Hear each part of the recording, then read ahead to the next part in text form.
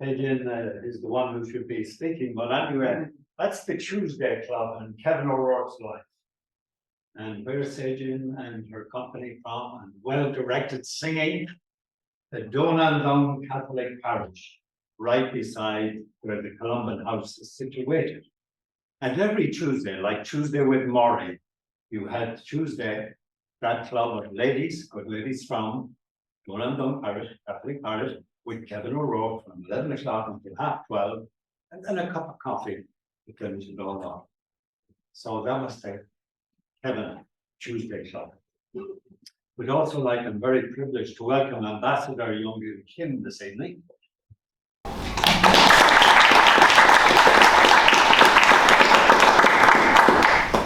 Let's see, you just presented your credentials this morning, so you've come from President O'Higgins right here, and this is our first official engagement. Thank you very much. Come on.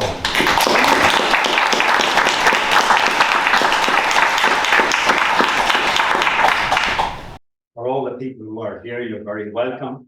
And Dr. Kevin Cawley, who some of you, many of you may have known, who's down in UCC in Cork. He writes, unable to attend. I recall meeting Father Kevin on a few occasions and was impressed by his warmth and humility, while recognizing him as a monumental figure in Korean studies, making Korean literature available for so many of us to appreciate. So many Koreans, like myself, are indebted to his immense translational legacy. He is deeply missed by all in the field of Korean studies.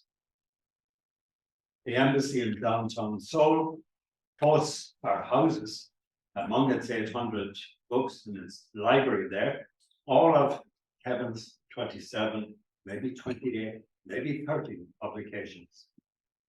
Poems for breakfast that you may have read on the Korea Herald. They're probably there the next time you're in Seoul. Go for breakfast. The embassy is always willing to provide breakfast, right? She's a welcome to Paul, who has been ambassador in Seoul in the recent past and knows Kevin very well. So this we are presenting, before Bruce comes on the show here, we're presenting at the Ireland Korea Association with this wonderful centre at very short notice, where James Hadley, as we're here, director, and Edna Bowen, managing director or manager of operations. They have kindly, at very short notice, arranged this group for us. What a wonderful set. Look at the wallpaper. Just swoon if you have time. So Kevin was when I say the Ireland Korea Association, I should say we branched off from the IDA, Enterprise Ireland, and Dillon Eustace, solicitors, PricewaterhouseCoopers, SKC, Mark McLennan, all of these companies at some stage, AIB came together and supported initiatives between the two countries, between Korea and Ireland. This is from 1987. Amazing. For 36 years, 37 years, it's been going on. We've never made it into the Irish Times, but we hope before we die, we will. So the Kevin O'Rourke that we know, born in 1939 and sadly passed away in 2019, he was the vagus nerve connecting Irish and Korean hearts. He really, really did get Korean and Irish hearts. And that was captured in the music of What Happens, published by Kevin in his own words, his own poems, to friends, Colombians, Austria, Korea, your book and mine. He said, if you wonder why Korea is in your blood, look to the heart, to friends who endure, to loyalty, green as pine and bamboo, to flowers that have bloomed in the snow.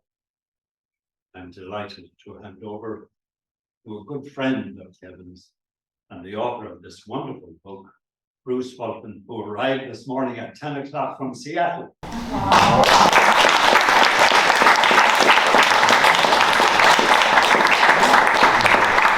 Thank you. Thank you, Leslie. Thank you. Thank you very much, Brendan. Thank you, James. And before I will be speaking for about 5 minutes about Kevin's legacy and my relationship. But before I do want to add to what Brendan said, you saw in the video, that Kevin was our finest all-around translator of Korean literature, all around in terms of the earliest times to contemporary fiction, all genres. He was the best, he was the most accomplished. There's no doubt. So it's my honor and privilege to be part of an event like this where we can celebrate Kevin's legacy as well as the publication by Penguin UK of the very first volume of Korean literature among their 3,500 world classics. So think about that. Penguin UK, one of the highest status publishing companies in the world, Penguin UK, until this volume, had never published a volume of Korean literature. So I'd like to add my thanks to James and Ethna and to Michael Cronin, whom I had the pleasure of meeting at the University of British Columbia 10 or 12 years ago. It's a real pleasure for me to be here. I'm glad to see so many youthful faces. One of the reasons that I continue to teach at the University of British Columbia at my advanced age is because of the students. So I'm glad to see you all here. I would also like to thank Sumi Della for very short notice for her husband Charles. Has been putting up with me at their home. And I'd also like to acknowledge Mona over. And toward the end of the presentation, Sumi and Mona will be reading an excerpt from one of Kevin's translations. And for my presentation, with a short reading. And James, please to, I go over time, please to feel free to give me a heads up. It's my good wife always reminds me I tend to get carried away and talk too much. So please feel free to apply the damper when yes, as necessary. And I'd also like to thank among the Penguin folks, I would thank Jessica Harrison, who is the choir editor for the volume. She's present on maternity leave, but she shepherded the book through to completion. As I mentioned, the purpose, literature, art, and especially for patients. States, publishing literature translation. So she in Korean, was on Indonesia, very complicated. I also take this opportunity to acknowledge the person who wrote the introduction to the volume, and I should mention Brendan was kind enough to call me the author of the book, not the author of the book, I'm the editor of the book. My good wife and I did contribute about half the translations, later. But the introduction to the book, a book like this is crucial. And the person who wrote the introduction was a person I've been associated with 40 years. His name is P'yon Hyeyong. He is a former professor of Korean literature at Seoul University. He was my religious supervisor at University, and I was completing PhD studies at Seoul National University in the 1990s. Before that, we knew each other. We've had a very strong relationship, and I cannot think of a better person to contribute to the production of this song. So, next question: how does anthology come about? And here I'm going to share with you some details about my relationship with Kevin over the years. I was introduced to Kevin through his translations more than 40 years ago. Kevin had published a volume called 10 Korean Short Stories from Yonsei University Press, I believe it was in the mid-1970s. And think about this. Kevin arrived in Korea, I believe it was 64, in his mid-20s. And 10 years later, he got to the point where he was capable of producing a collection of modern Korean short fiction. And that was basically my introduction to Korean short fiction. But it was not for another 10 years until I met him in person. And Brendan, did I ever send you the remembrance of Kevin that I composed in the original called Sandra? You did. I did. You did. Okay.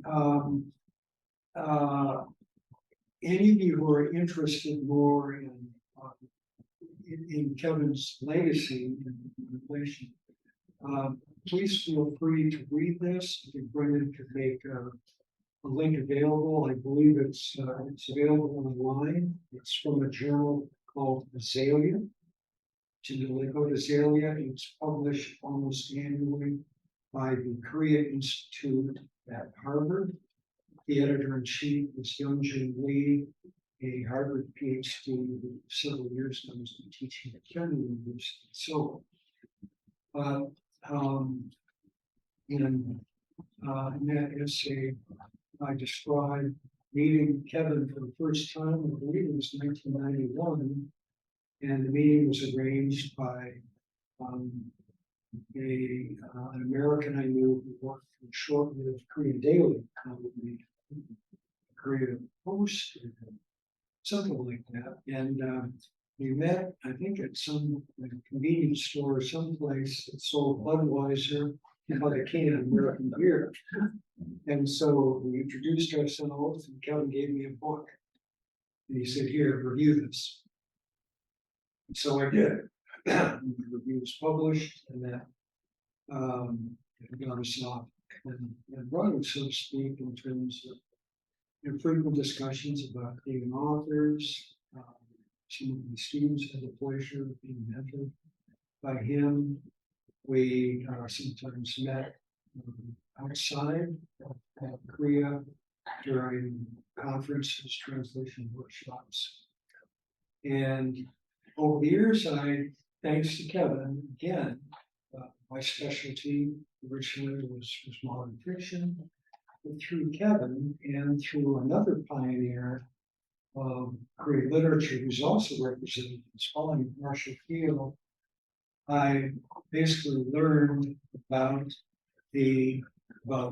Kojanuna, traditional Korean literature, especially Shiga, Shi poetry, God songs, the designation for much of vernacular Korean poetry. Why the song part? Because much of this poetry was meant to be sung, was meant to be performed. In 2006, I think it was, maybe 2008, Kevin produced a volume from the University of Iowa Press called the Book of Korean Poetry, Shilla and Koryo. And this book consisted of our earliest songs from Korean, the earliest songs from Korean, and the lovely songs from Koryo times, Koryo, they go by several other names.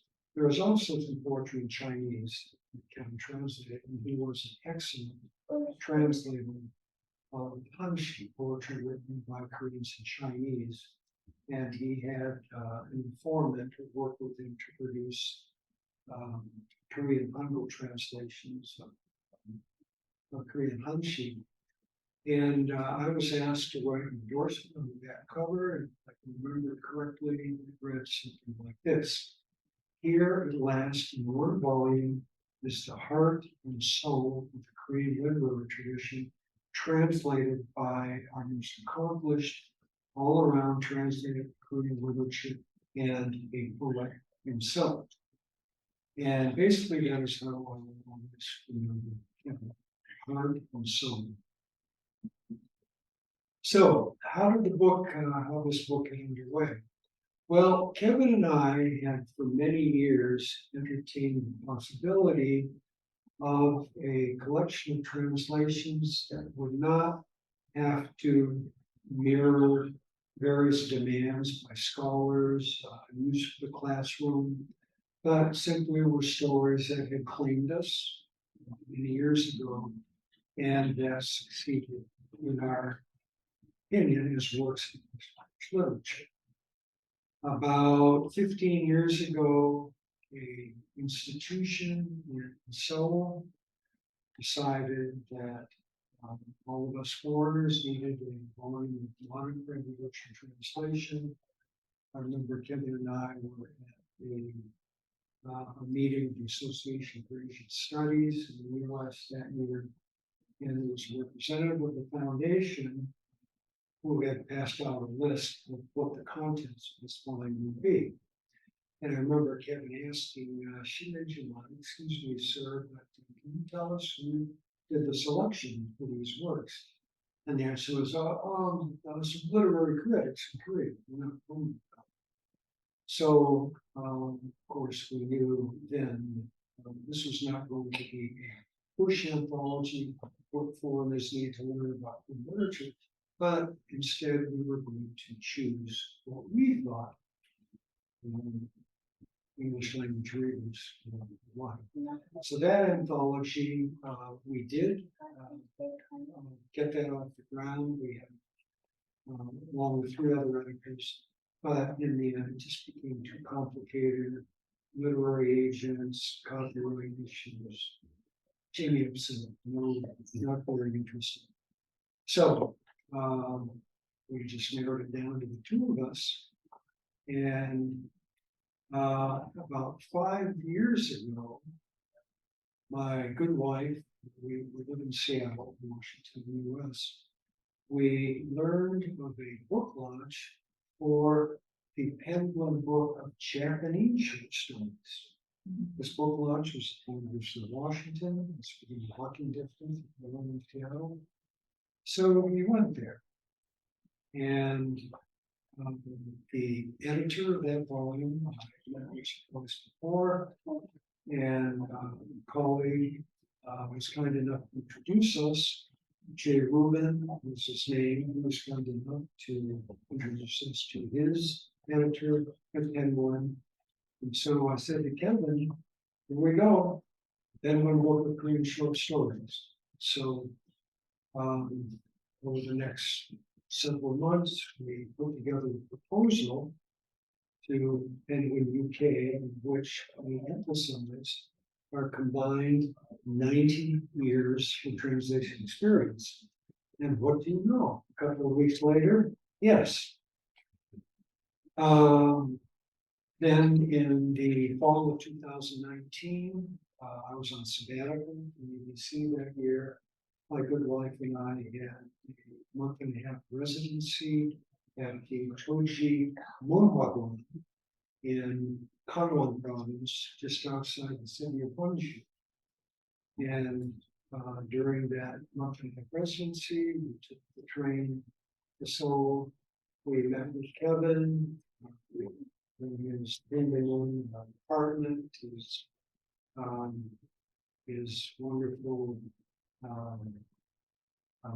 house manager, I guess you could call her, made us a nice meal. Kevin liked Italian food and good wine.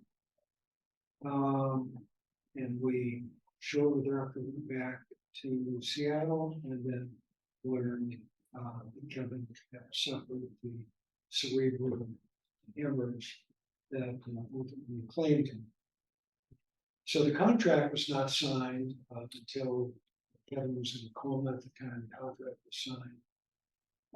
That's why my name alone appears on the cover of this book, but in the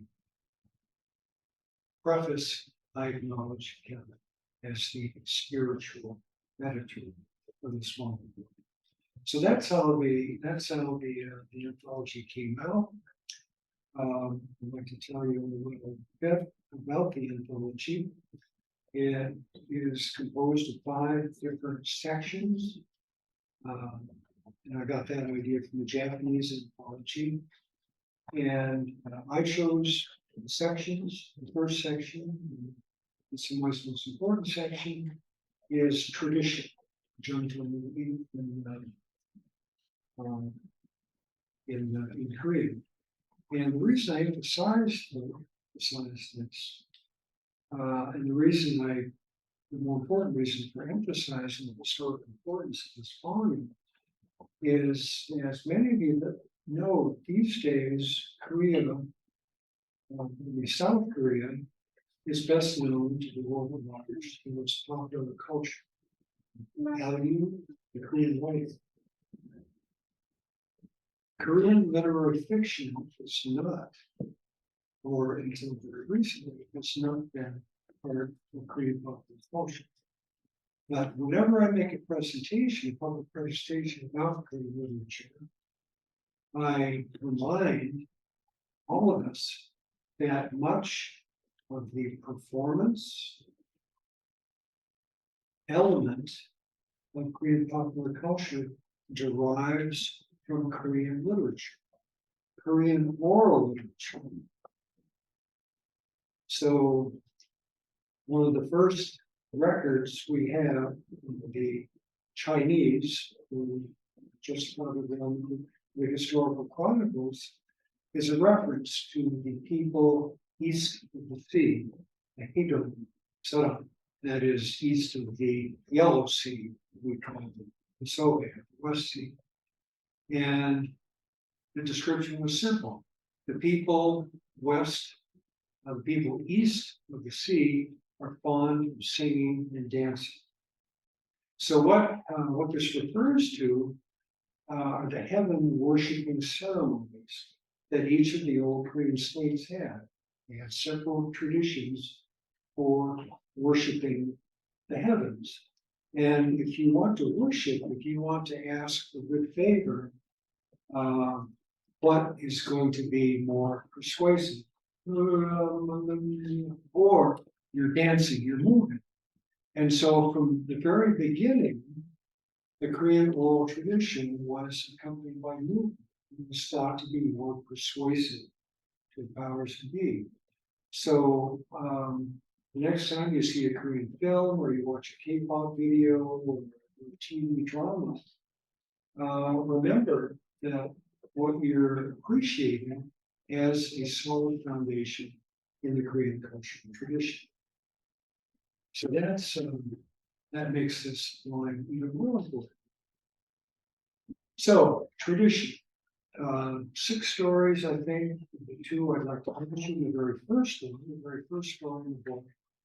What I always tell my students is at the beginning of your translation, the first sentence, the first paragraph. The first is, well, in Korean, you say "시작은 빨리다," right? Well done, well begun is half done. And so I selected the classic story about Uyosa, Korean Menyogo Kenmuria, and if you're in New York's Congo province, you would say Momyogo Kenmuria, on the buckwheat blooms. So what's wonderful about this story is that it captures a specific part of Korean tradition, and that is itinerancy. That is business or whatever cultural traditions are carried on without a fixed place of residence. So itinerancy refers to a lot of the wartime entertainment. They went around the country. In the case of the buckwheat story, it refers to basically the foundation of the Korean economy. So scholars of the Korean economy like to point out that Korea did not, or Chosun at least, the kingdom that ruled Korea from 1392 to 1910, did not have a well-developed national economic system. Why? It didn't need one, because peddlers, vendors would make their way about the country, And every self-respecting village had a market day every 5 days. China market day. So this is when the local vendors put out their wares, but it's also when the itinerant peddlers come by. It's not just economic, it's a social event, it's a cause for celebration. Usually it takes place outdoors. One of the most important genres of creole literature, poetry, also took place outdoors. So think of this event as a way in which, for once every 5 days, Koreans belong to a specific class structure: scholars, farmers, artisans, and merchants could get together and enjoy each other's company, renew acquaintances, and so forth. So that's the first story in the volume. I also want to call your attention to the second story. It's called a man called Hubo, and this is a co-translation begun by my colleague Ross King at the University of Columbia. He is a historical linguist, scholar of Korea. And the importance of this story is that it is what some scholars call a parody. That is, it's a retelling of a well-known Korean story, the story of the two brothers, Hubo and Moonlit. The importance here is that one of the strengths of the Korean literary tradition is its intertextuality and increasingly intermediate. So much of Korean literature is based on stories that are well known to everybody, and these stories are retold in literature. They are re-shown in film and TV dramas, and this attests to the richness of the Korean literary tradition. So stories that are so important that they continue to inspire creative writers, filmmakers to continue. And one of the reasons that I think like Chee-Chong is particularly interested in the author of this story, Kim Aeran, is not only that he's from the province I call home in Korea, North Cholla province, Chollabukdo, but there's a very distinctive oral O-R-A-L quality, and oral was translated into oral, A-U-R-A-L. So in many of Kim Aeran's stories, you can almost hear, you can visualize, you can almost hear them. The only other author I can think of offhand who has that gift is the late great Pak Wanso, who's also in mythology. But what Kim Aeran does in this story is he transposes this folktale of the good brother and bad brother to the colonial period. And he describes a version of the good brother as someone who's very kind. But during the Japanese occupation, 1945, a good heart really got me so far. But that's the second story in the mythology. The second section is called Women and Men. So you've noticed in both this section and the next section, we reversed the pleonasm from men and women to women and men, and from war and peace to peace and war. And in the women and men section, I would like to mention the very first story, which, unlike the other contents of the story, is not a short story, it's a novella, Yujoo and Kim Aeran. It was Kevin's favorite work from the colonial period. Originally, it was translated by Sunny Park, who teaches at the University of Southern California in Los Angeles, in collaboration with Jefferson Gattrell. That Kevin liked the story so much when we decided it was going to be included he offered to send them part to review the translation and to fine-tune it. And so Kevin plays a very role in this particular translation.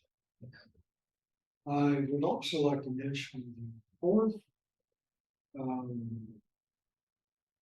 not a story, but in this movie next section, it's an excerpt from a novel, and not just any novel, a novel by a North Korean writer. Now, if any of you have had any, if you've done any reading of North Korean fiction, especially from the 50s, 60s, 70s, 80s, you may be familiar with a type of writing that's described by Kim Aeran. He called writers the engineers and so on. He said anybody can be a writer, but it had to be done according to a recipe that emphasized the group, the collective workers. There had to be a happy ending after they overcome an obstacle, usually an obstacle caused by someone acting individually of his or their own accord. The author of this excerpt, his name is Hong Seok-jun, and he happens to be the grandson of one of the most accomplished fiction writers of the colonial period, P'yon Hyeyong. P'yon Hyeyong is the author of a 10-volume novel, a Geha Sosal. That doesn't work in English, regular novel, but in French, Romain fluent. P'yon Hyeyong wrote a 10-volume novel in the 1930s called Im Gok-chung. Im Gok-chung was a historical bandit during Joseon times. And Korean writers love to write about Joseon bandits. Hong Seok-jun, who should have been included in this anthology, but it's another long rant and nightmare, which is very also wrote the 10-volume novel, History of the Band in Joseon times, Chonghui. So, significance, Hong Seok-jun, a contemporary North Korean writer. Hong Seok-jun, for this novel, the novel is Hwang Jin-hee. How many people know who Hwang Jin-hee is?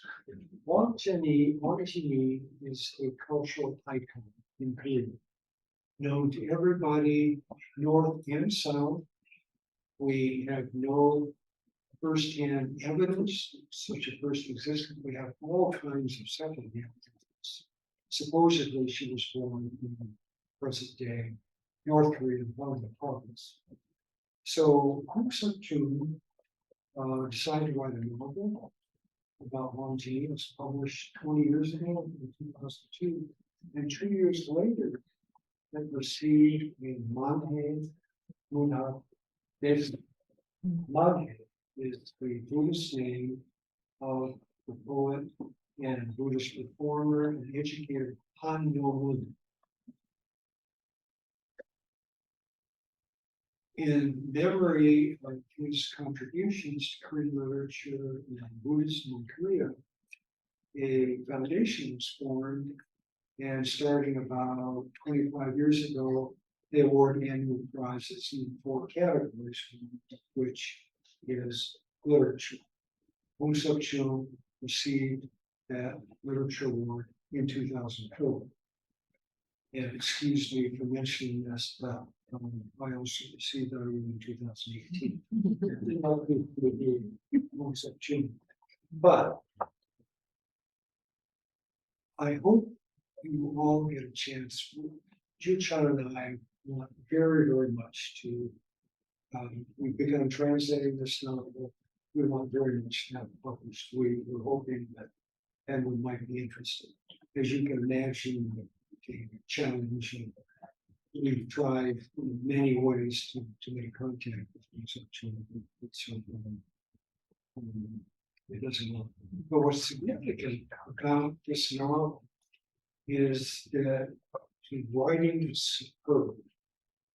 And Hong Seok-jung has an excellent command of native Korean vocabulary, Sino-Korean vocabulary, so this is the slightly more than half of the Korean lexicon comes originally from Chinese.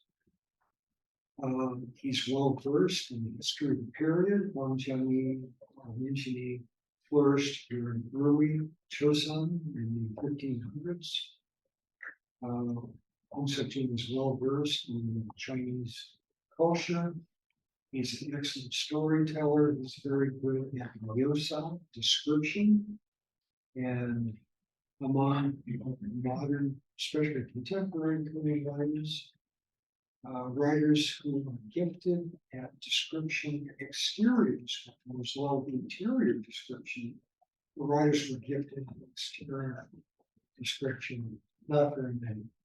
Hong Seok-jung, in all of these ways, is a wonderful writer. And the excerpt that we chose is from the well-known episode in her life of a young man with Hispanic background whose heart was broken because he could not have a relationship with her. And the excerpt in the novel takes place during the funeral procession of this young man, which is very traditional, involves kind of march, similar to kind of a cortege for a famous person, so it involves the movement of a coffin. And in this case, the coffin, the beer, funeral beer, happens to pass behind the wall of the residence of the mother. Ginny's father is a good friend. He's the lead. He's a young father. Ginny thinks that her mother is also high class, but she learns during the most crucial part in her teens, during her son's coming of age, that her birth mother is actually entertaining, who's outside the class system. And Korea is, in most respects, a patrilineal society. Descent comes through the father's side of the family. But if you were outside the traditional class structure, the scholar, farmer, artist, merchant, you're a Chinese. And your status depends on the status of the parent, who may or may not also be a Chinese. So in this case, Ginny suddenly discovers that she's not going to inherit her father's elite status, but she's going to inherit her mother's outcast status. So what is she going to do? There's a big crowd that's gathered in public. And I think Hong Seok-jung mentions it's like in, I'm sure the court of disaster will mention this with North Korea. There were still public executions, but he did mention the turnout in the early 1500s to see if Ginny is going to make an appearance when the bier of this heartbroken young man passes by. And they're all gathered together as if they're gathered for public execution. And you're going to have to read the story to find out if the actual appears. So on to peace and war. We're out of time. Okay. So Was there about you wanted to read? Yes. Two readings, and the first reading will be from the fourth section, which is called Hill Chosen. If you're interested in that, the question and answer session, we're trying that. But I thought it would be good. This is a classic translation it's a classic story. It's been translated several times. Kevin bought a new translation of some orders 10 years ago. He did a new translation. It's available in a bilingual edition from Asia, inside publishers. And Suni is going to read the very beginning of the story and the very end of the story in Korean, and then Mona will read the very beginning and the very end when Kevin's translation. 이상의 날개 Wing by 이상. 날개가 박제가 되어버린 천재를 아시오? 나는 유쾌하오. 이렇게 연애까지가 유쾌하오. 육신이 흐느적흐느적하도록 필요했을 때만 정신이 은화처럼 맑소. 니코틴이 내 햇빛 앓는 뱃속으로 스미면 머릿속에 의뢰 백지가 준비되는 법이요. 그 위에다 나는 위트와 패러독스를 바둑 보석처럼 늘어놓소. 가증할 상식의 병이요. 나는 또 여행과 생활을 설계하오. 연애 기법에 맞아 서먹서먹해진 지성의 극치를 흘낏 좀 들여다본 일이 있는, 말하자면 일종의 정신비밀자 말이요. 이런 여인의 반, 그것은 온갖 것의 반이요. 만을 영수하는 생활을 설계한다는 말이요. 그런 생활 속에 한 발만 들여놓고 흡사 두 개의 태양처럼 마주 서로 보면서 낄낄거리는 것이요. 나는 아마 어지간히 인생의 재행이 싱거워서 견딜 수가 없게끔 되고 그만둔 모양이요. Goodbye. The end of the story. 이제 뚝 하고 사이렌이 울었다. 사람들은 모두 내 날개를 펴고 닭처럼 푸드덕거리는 것 같고 온갖 유리와 강철과 대리석과 지폐와 잉크가 부글부글 끓고 수선을 떨고 하는 같은 찰나. 그야말로 털날 극한 정오다. 나는 불현듯이 겨드랑이가 가렵다. 아하, 그것은 내 인공의 날개가 돋았던 자국이다. 오늘은 없는 이 날개, 머릿속에서는 희망과 야심의 말소된 페이지가 딕셔너리 넘어가듯 거듭겼다. 나는 걷던 걸음을 멈추고 그리고 어디 한번 이렇게 외쳐보고 싶었다. 날개야 다시 돌아라. 날자, 날자, 날자. 한 번만 더 날잡구나. 한 번만 더 날아보자꾸나.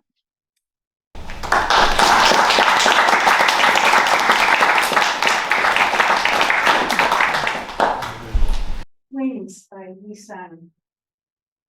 Have you ever met a stuffed genius? Look no further. I feel good about being one. Makes me feel good about romance too. It's only when my body creaks with fatigue that my mind begins to glint like a silver coin. Nicotine takes over my wormy tummy, and a clean page opens in my mind where I can plot down my paddock stones of wit and paradox. It's known as the awful disease of common sense. I'm drawing up plans to live with a woman again. I'm a bit of a schizophrenic, inadequate in the arts of love, but aware of the acme of intellectualism. I plan a life where I have half the woman. That's half of everything. I plan to dip one foot in, sort of like two giggling sons staring at each other. Maybe life is so boring, I've opted out. Goodbye. The end of the story. The midday siren wailed, a moment when everyone spread wings and flapped like chickens while glass, steel, marble, paper, and ink seethed to a crescendo. Midday dramatizing the exotic. Suddenly my armpits were itchy. Ah yes, that's where my artificial wings once sprouted. They weren't there today. Erased pages of hope and desire flashed through my head, like a flip through the dictionary. I stopped. I wanted to cry out, sprout again, wings. Let me fly, fly, fly. One more time, let me fly. One more time, let me try to fly.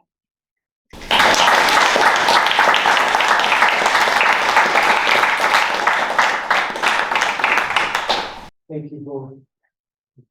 And I will conclude the presentation by reading from the last story in the anthology and the last of the stories under the category Into the New World. And confession, I stole the title from a well-known song by Girls' Generation. This story in Korean is Chonghui by Kim Aeran, who is one of our finest contemporary storytellers. And Kim Aeran, was a good friend of Kevin. They lived near each other in Dongdaemun in Seoul. Kevin translated, I think, the first of her stories to appear in English translation. Tell You About Me, that Kevin translated as Run, Dad, and Yujoo and I had the great pleasure of translating a more recent story, which was a recipient of Aesop, saying wings, but whose name is attached to probably the most prestigious Korean award for literary short fiction.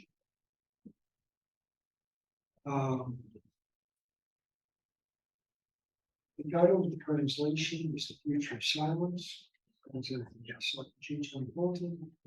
And I'm going to read the beginning of the key story, and perhaps we can transition first to the name by, I'll ask you, who do you think is the narrator of the story? So this is The Future of Silence for Curated. I have an old name, a very long name. To utter that name would require a lifetime. But even a lifetime might be too short. You could try for hundreds, even thousands of years. And even if you were successful, you might discover that my name has become twice as long in the process, which is why I myself never been able to remember it. When I get to wondering about my name, I try to grab hold of a memory of what it was or what it might have been part of in a few clues gleaned. I wonder who I am and how old I am. The first cry at birth, maybe that was my name. An inarticulate rant of despair directed towards the void just before death. That might have been my name. Simple love couched in complicated syntax, maybe that was my name. Words swelling with grief like a dam about to be breached, that might have been my name. I cannot memorize my name, but I can tell you who I am. And whoever you are, you will probably hear my language as your own. I was born today, and soon I will disappear. We all have our one day to live, each of us. We're born old, we age a day, and we die old. That one day is as long as the history of the species, but as short as a yawn. The moment we're born, we're breathing our background in history. We are born in a previous life, and we die in that life. When we utter the distinctive words of our language, temporality and space surge towards us, the far reaches of time catapulting towards us, great stones skipping across water. Perhaps that's true of your language as well, assuming it's an old one. I wonder who I am and how many of us there are. I am the spirit of the breath and energy released from a language at the moment of its extinction. I'm a gigantic eye, a huge mouth. I'm given life for a day, a brief span in which I look back over my previous life. I'm both singular and plural, a collective in its parts, a fog bank in its separate wisps. I'm the synthesis of all that helps me to be me, and the weight of the silence that makes such syntheses embrace themselves. I'm the volume of absence, the density of loss, the force generated when light flickers on only to be snuffed out. I am the heat from decomposing animals and rotting food. I wonder who I am and where I live. I'm light as a cloud, free as the wind, and constantly on the move. I readily embrace those who are similar to me. Did you know that spirits make love? And when we uncouple, I enlarge until I blanket the ground with a shade which I shroud words. I'm the beginning and the end, the unknown and the known, the song for virtually everything, at the same time, nothing. This is the only way in which I can explain myself. I suppose I could try the syntax from one of the other tribes, but it wouldn't help. We lack a tangible body. We are faceless, but we know who we are and what we are.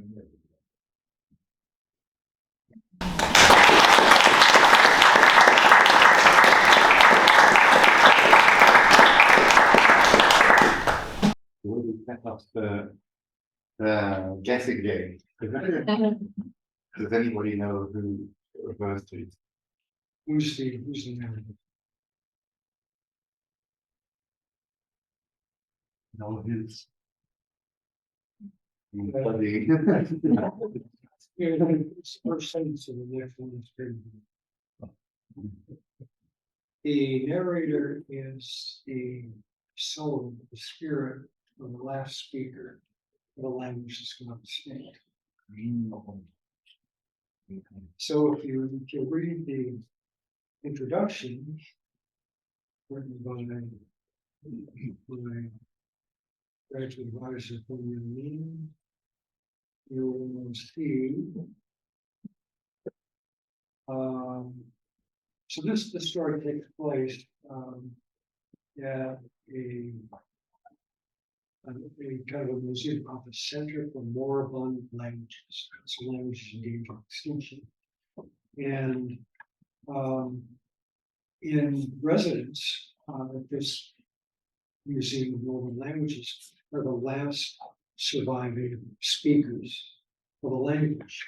And so, as one of means, this is a production by saying, with their death, the language dies too. And with the death of the language, the anthology such as this one becomes lost. Brilliant, thank you so much. Yes. I could ask you all sorts of questions about translation, but I'm aware that we don't have infinite time, so I'm going to throw the focus onto the audience and see, does anyone here have a question? Please. Thank you very much. It's a pleasure to meet you. My name is Stephen Vani. I previously studied under my colonial. I'm graduating from Green Studies at the Unsettle in Paris. My first question would be a little technical. So I was wondering, did you have any conversations or tricky moments when deciding which romanization to use? Oh, no, it's always been. Okay, so you never have to deal with it. Just because in France they have a lot of conversations with the position. Well, this could give us another minute. I promised my good wife, who I should mention made it possible for me to be here today. She gave me an early Father's Day present and stand by a ticket. Unfortunately, I was able to, get on the flight. But she made me promise no renting, no extended uses. And she also says, don't bother me. So, no, it was McHugh Rushall organization.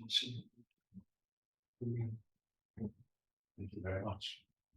Any other questions?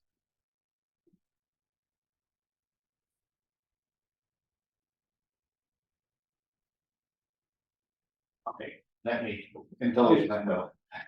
So when we're translating, especially when we're translating from between languages which are very different, and cultures which are very different from one another, we often have this choice of whether we're going to kind of exoticize the text and make it sound very like, okay, yes, this is from somewhere else. Or we try and say, actually, no, we're all just people and we'll just communicate. And did you have that conversation? Oh, of course, that's, we're running against that for 40 years with 30 years. We try to follow a middle road. There are, like translators who, I kind of use the term dumb down.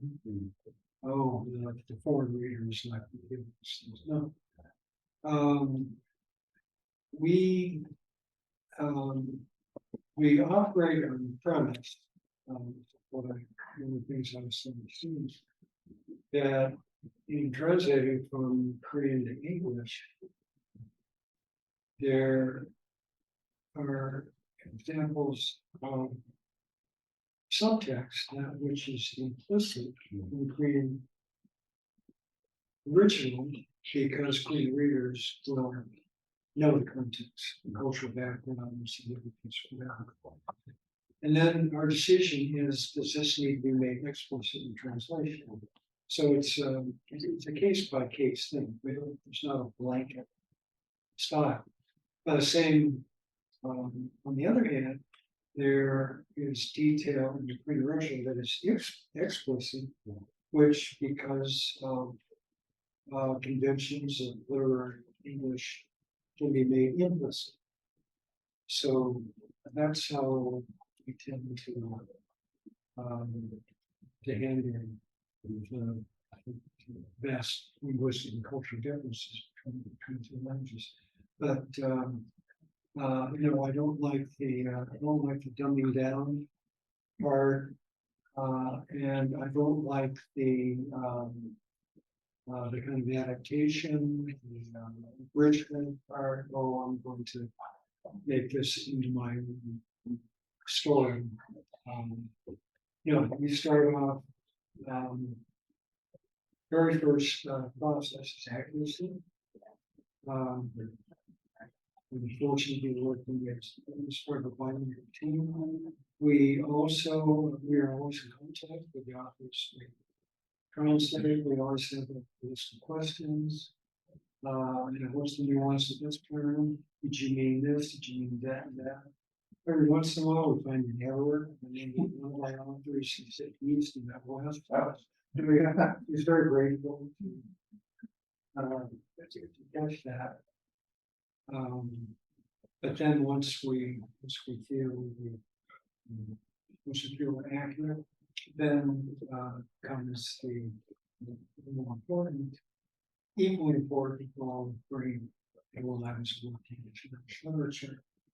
And one of the last things we do before we send something out to the publisher, yes, I read the translation out loud to myself, just the way they're read now, and it is amazing how many little pitches you can catch by doing that. But it's a very short piece, well, you can get away with a few of these, but over the course of the novel, that's one of the determining factors. We've all heard this, something gets lost in translation. Thank you. Good question. I think we have time. Oh, sorry.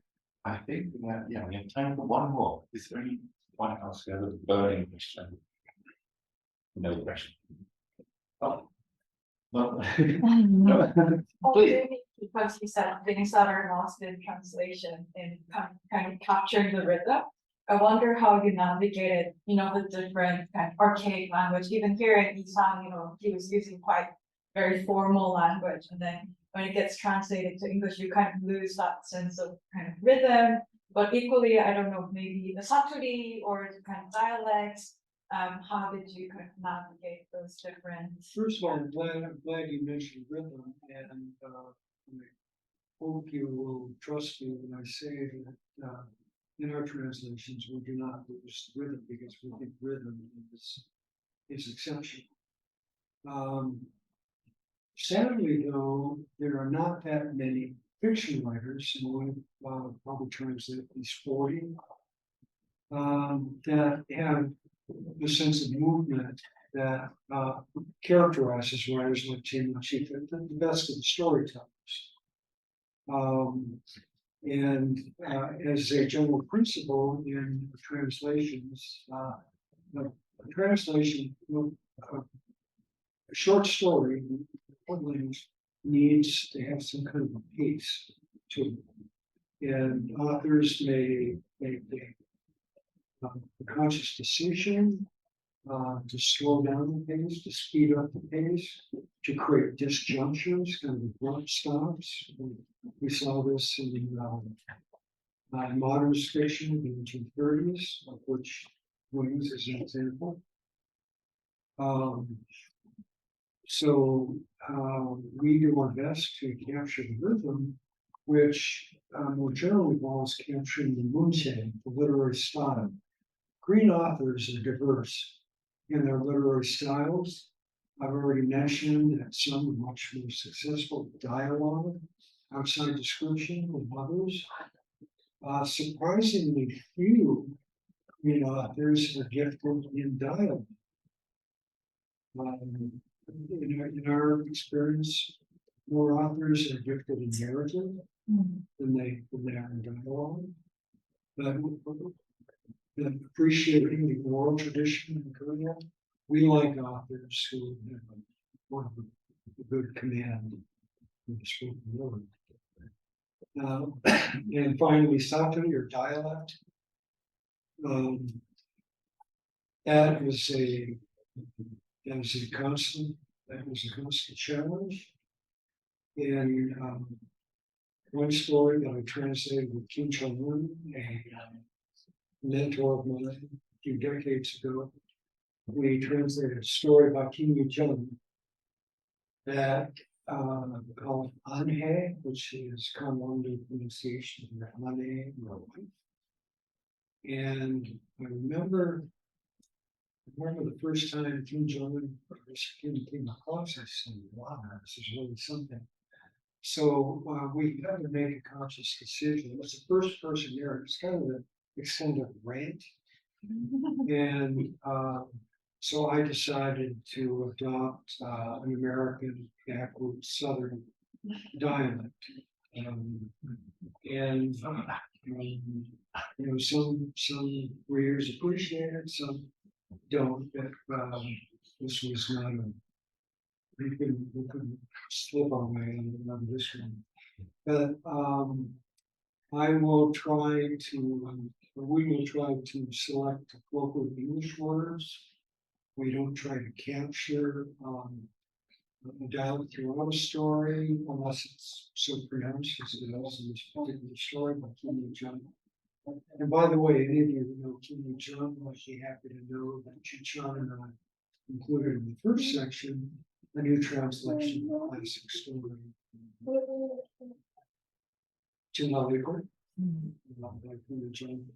Only we thought we discovered more, we consider more accurate title, Spice Bush Fluences, as it was. So, but we know our limits. If we've done the work, and this is one reason we've been asked for Cho Chongnae to translate this 10-volume novel Tibet Summit. But Cho Chongnae is very strong. Chola vocabulary, even though I think of myself as from Chola yeah. We want to kind of take them on that responsibility of the 10 volumes. Good question. Thank you very much. So, it leaves me to thank you all for coming.